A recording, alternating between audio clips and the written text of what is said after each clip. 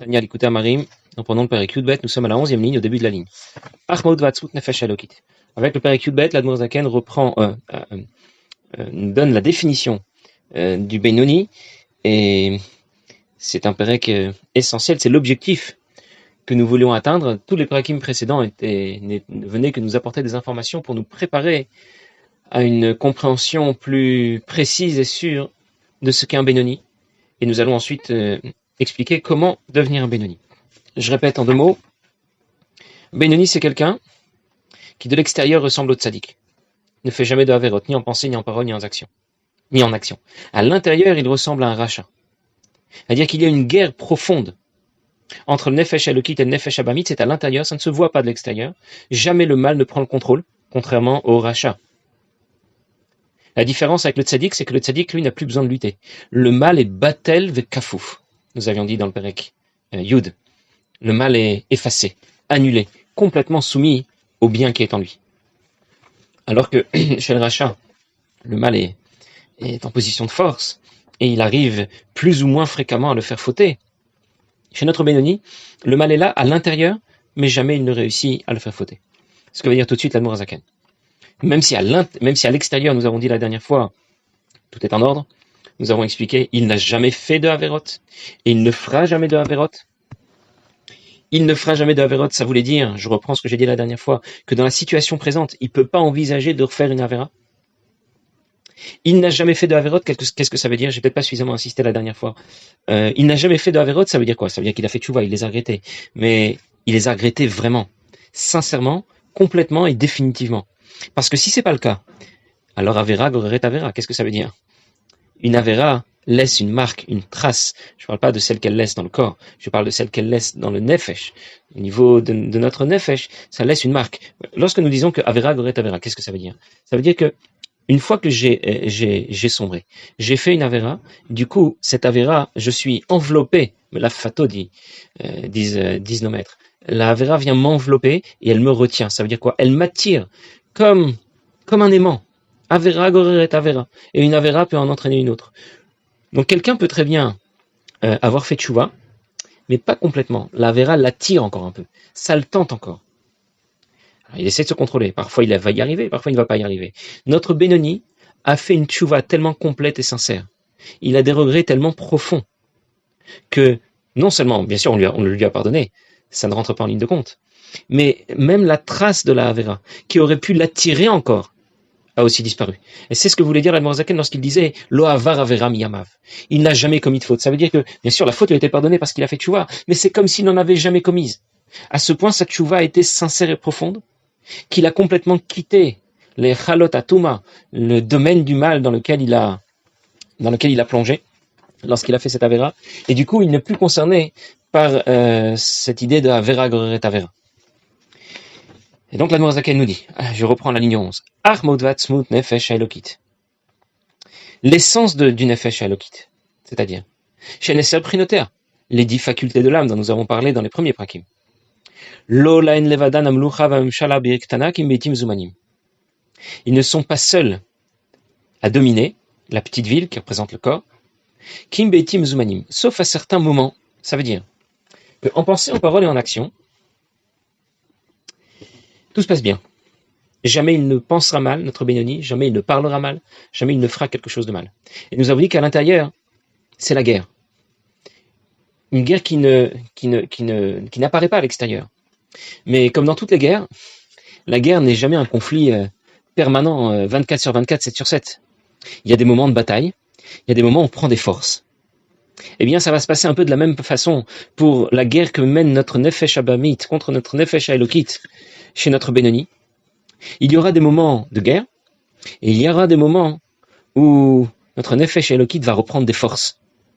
Et parce qu'elle aura repris des forces pendant ces moments particuliers, Beitim Zumanim, il y a des moments particuliers où elle va reprendre des forces, et du coup, elle pourra mener davantage de combats et les gagner tout au long de la journée.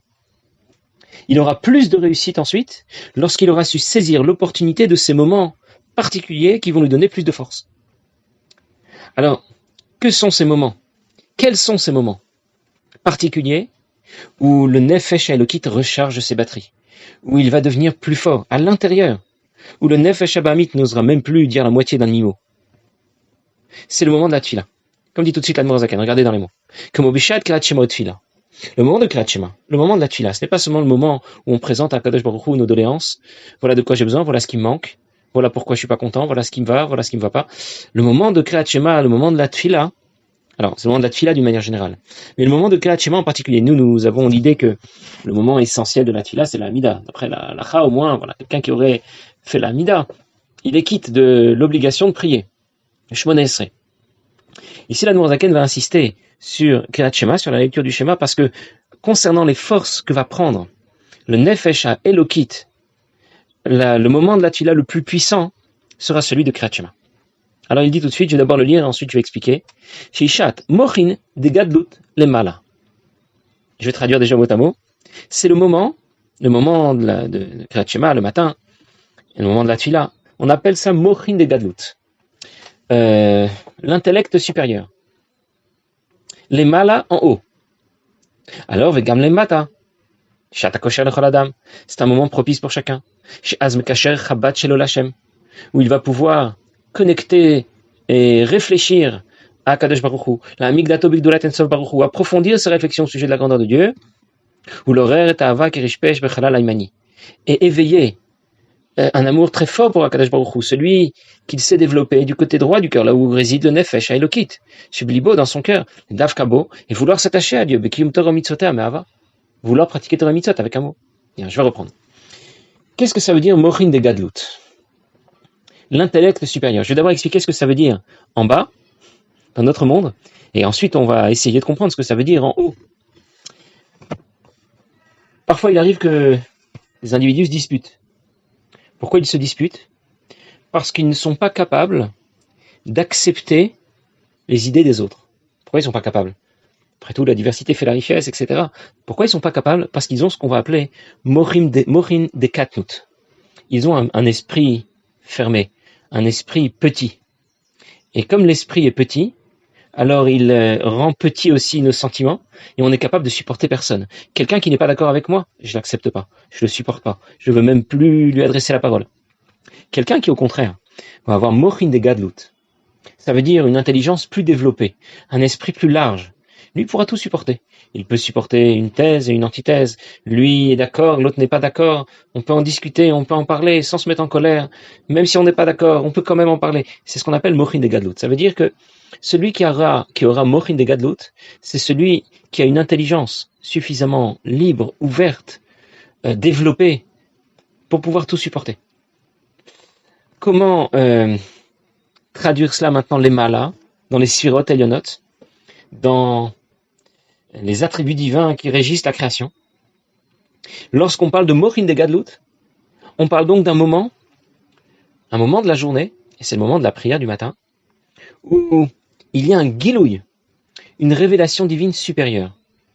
Et notre objectif, va nous dire l'Admor Zaken, c'est de surfer sur la vague de cette lumière divine qui brille davantage à certains moments de la journée. On parle de mochin par opposition au midot, de l'intellect par opposition au sentiment, parce que les mochin, l'intellect, est au-delà, c'est ce qui est supérieur, alors que les midot sont inférieurs. Les midot, les sentiments sont dépendants justement de ce que nous allons de notre réflexion. Lorsque les mochin sont à la hauteur, lorsque l'intelligence est suffisante, alors les midot suivent. Alors, ce que veut nous dire l'Admor Zaken, c'est que chaque matin, il y a une opportunité à saisir. C'est le moment de la tfila. Et ce n'est pas juste que c'est le moment de la tfila, alors par obligation, par nécessité, puisque les bureaux ouvrent à 9h, on a décidé qu'on allait prier à 8h ou à 7h. Il se trouve que c'est le matin.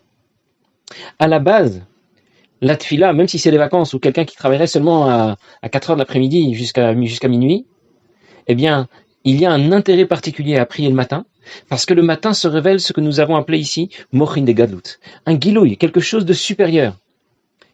Encore faut-il savoir en profiter, saisir cette opportunité. Il y a un Mahama où l'Admor Zaken explique, Yashkem Lavan Baboker. Lavan s'est levé tôt le matin pour aller poursuivre Yaakov. Et au-delà de l'histoire comme elle est racontée dans le Sefer Bereshit. Lavan ne représente pas seulement le personnage biblique, le beau-père de Yaakov. Lavan représente Lavan Aelion, la blancheur suprême. Cela évoque la blancheur suprême, comme dans la partie de notre cerveau, il y a la partie grise et la partie blanche qui est supérieure. Eh bien, la blancheur suprême, la Van Aelion, représente une lumière plus haute que celle qui se révèle habituellement dans le monde et qui nous éclaire chaque matin. Du coup, on a compris que lorsque j'ai besoin de prier, je dois prier pour apporter davantage de force à mon effet Shabbat. Eh bien, il y a déjà une première chose que je peux faire, c'est prier le matin. Quelqu'un qui dirait, bon, mais le Sausman de la Tfila ou de Kriyat Shema, c'est déjà 11h, c'est déjà midi. On peut aussi faire la grâce matinée quand c'est les vacances et on n'a qu'à prier un peu plus tard. Et c'est vrai, tu as le droit, mais sache que tu vas passer à côté d'une opportunité qui va pas se représenter tout de suite. Elle ne se représentera que le lendemain matin. Alors bien sûr, des opportunités comme celle-là, il y en a d'autres. Shabbat aussi est un moment exceptionnel. Il y a d'autres Et Ratson. Shabbat est aussi un moment où il y a un Gilui Or Baolam, une lumière divine supérieure dans le monde. Les fêtes sont un moment particulier. Chaque jour, la Ilula Dan Tzadik, il y a un Gimel Tammuz, chaque fois qu'il y a ce qu'on appelle un Et Ratson, un moment particulier, c'est une opportunité à saisir. Et bien sûr, pour saisir l'opportunité, il y a des conditions. Il ne s'agit pas juste de se lever le matin et de prier. Il ne s'agit pas juste de manger Shabbat et d'aller à la synagogue. Il faut s'y préparer pour pouvoir utiliser les forces qui nous sont apportées. Reprenons l'exemple de la tfila. Je vais juste me lever le matin et ça va suffire. On nous explique pas du tout. Il y a Mamar de l'écoute Torah qui dit pour s'y préparer. Pourquoi il y a besoin de préparation? Attends, je comprends un peu mieux. Parce que c'est un moment de Mochin et Gadlut, un moment où la lumière divine brille très fort. Alors du coup, si elle brille très fort, je veux pouvoir en profiter. Et pour pouvoir en profiter, eh bien, il y a une préparation nécessaire. Alors, que dit ce Mamar dans l'écoute Torah? Le Almor Azaken nous parle de 3 choses qui vont permettre de nous préparer à cette opportunité que représente la tfila du matin.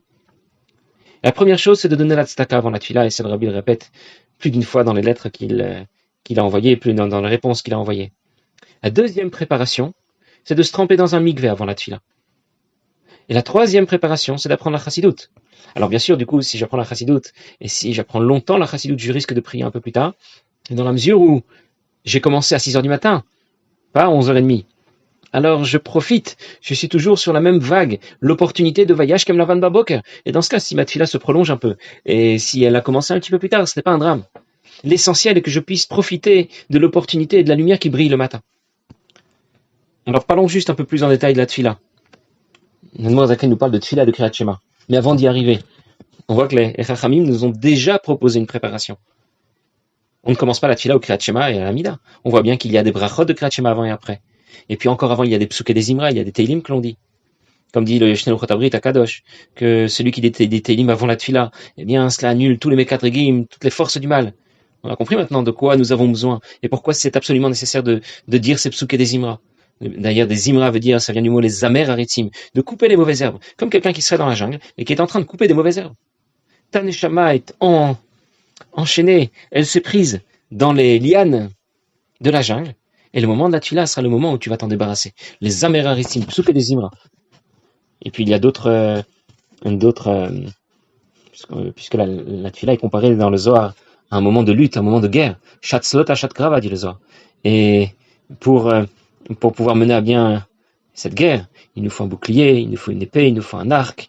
Alors, Rabbi explique dans un Mahama que le bouclier est représenté par le talit duquel on va s'envelopper. L'épée, ce sont les psuké des Imra dont on vient de parler, et d'autres kélim, d'autres instruments de guerre dont on parle le Rabbi dans ce Mahama. Mais c'est l'idée est que le moment de la tfila du matin est un moment particulier pour affaiblir l'ennemi. Alors, ça ne veut pas dire qu'il faut absolument comprendre chaque mot de la tfila, sinon je n'y suis pas. C'est surtout dans l'idée et dans l'esprit que cela se passe. Alors, bien sûr, quand je vais comprendre les mots de la tfila, ça va être plus simple pour moi, parce que du coup, j'ai un support plus concret auquel je peux penser. Quand je pense à Kadosh Baruch Hu un peu dans le vague, sans que ça ne colle au texte de la tfila, c'est plus difficile en vérité. Mais l'essentiel, c'est que l'esprit et le cœur y soient. Comme cette histoire très connue de cet enfant qui ne savait pas prier, qui a seulement récité Aleph Bet Gimel Dal et mais il a dit de tout son cœur, et le Baal Shem Tov a dit de cette tfila que ça faisait longtemps qu'une tfila pareille n'était pas arrivée au ciel. Je crois que ça a pu annuler un mauvais décret, je ne sais plus les détails de l'histoire. Mais ça veut dire, c'est pas tant ni les mots, ni la vitesse ou pas la vitesse, mais on a compris que ça demandait du temps. Ça peut pas se faire en 10 ou 20 minutes. Il faut un minimum de temps pour la tefila. Mais l'essentiel se passe dans la sincérité, dans la relation que je vais avoir avec Akadosh Baruch Hu. D'ailleurs, c'est là tout le contenu aussi des brachot de Kriyat Shema. De dire le Kriyat Shema le matin, c'est une mitzvah. Alors pourquoi est-ce qu'on ne dit pas, comme avant chaque mitzvah, Baruch Ata Hashem, sois béni Hashem, Shekideshan Mitzvah Tzivanu, qui nous a sanctifié par ses mitzvot et qui nous a ordonné l'Ikro et Shema. Pourquoi les brachot de Kriyat Shema sont si longues? On nous parle des malachim, on nous parle de la création. Parce que le contenu de Kriyat Shema vient nous faire réfléchir. D'abord, on te parle de ce que Dieu a créé. Ensuite, on te parle des srafim, des malachim les plus hauts qui sont au service de Dieu et qui ressentent la lumière qui leur est apportée par le filtre de la sphira de Malchut. Ensuite, on nous parle des ophanim, des malachim d'un niveau inférieur qui ressentent à quel point Dieu est loin d'eux. Ils crient vers Akadosh Baruch Hu. Tout cela pour te faire prendre conscience de la grandeur de Dieu, que tu saches aussi quel est le shoresh de ton nefesh abamit, comme c'est la Noazakan explique dans l'Écoute Torah. C'est pour cela qu'on nous en parle. Notre nefesh abamit dérive directement de ces malachim. Alors quand tu sais que ton origine est très noble, eh bien du coup tu essaies de faire attention, comme quelqu'un à qui on viendrait apprendre, quelqu'un qui voudrait mal se comporter, mais on va lui dire, écoute, tu sais qui était ton père, qui était ton grand-père, qui sont tes aïeux, etc. Alors il va dire, bon, effectivement, il faut que j'essaye de me calmer. Et c'est ce qu'on est en train de faire avec notre nefesh abamit. On est en train de lui expliquer, tu sais d'où tu viens, de tel malach, de tel autre malach, des ophanim, des chayot hakodesh, des srafim, regarde ce qu'il déclare à Kadosh Baruch Hu, regarde quel amour débordant ils ont pour Akadosh Baruch Hu. Du coup, lorsque notre Benoni va exploiter l'opportunité de la tefila, il va faire cette tefila convenablement. Du coup, il arrivera à Shema Yisrael ve'aftat Hashem Elokecha. Il va pas seulement déclarer son amour pour Dieu, il va ressentir son amour pour Dieu. Et dans ce cas, il va prendre des forces pour le reste de la journée. Au moment de la tefila, son effet Shabamit est KO. Mais il y a KO et KO. Peut-être qu'après, au long de la journée, il va peut-être se réveiller un peu.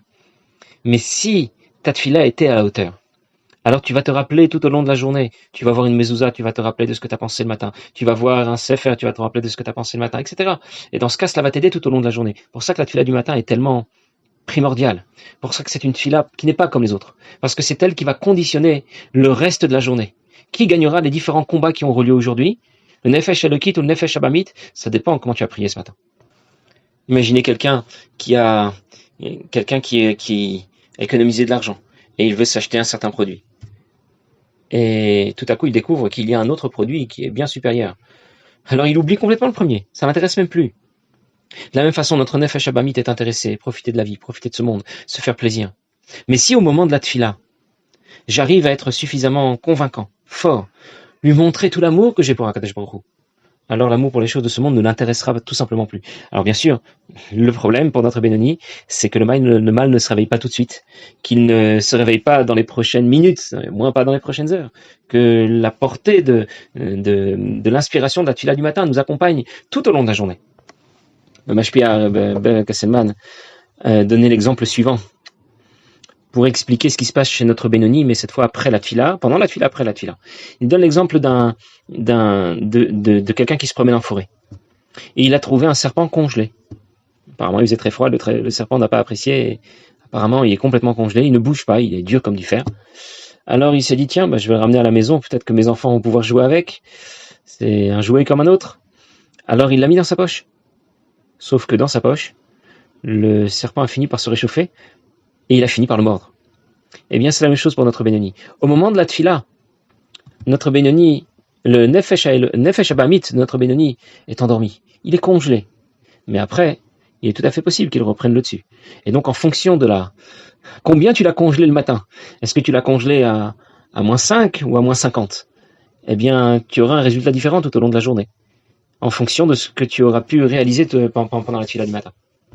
Je termine juste une ligne dans les mots, comme ça nous avons terminé ce premier passage. Chez Zéounian, on voit Bikrat Shema de Raita, c'est ce qu'on parle au sujet de Bikrat Shema, qui est de Raita, Bechot, Bechota, Shelefana, Lacharea, les Brechot qui viennent avant, après, Shen Midrabanan, en Achana, le Kiyum, Bikrat Shema, qui viennent introduire Bikrat Shema, comme je viens d'expliquer, et comme c'est expliqué ailleurs. Très bien, nous verrons la prochaine fois que nous ne sommes pas seuls dans ce combat contre le Nefesh Abamit. Nous avons vu que nous avons déjà un moment opportun que nous devons saisir, le moment de la tefila du matin. Nous verrons que Dieu aussi est là pour nous aider, évidemment, il ne nous abandonne pas. Ok, passez une bonne journée.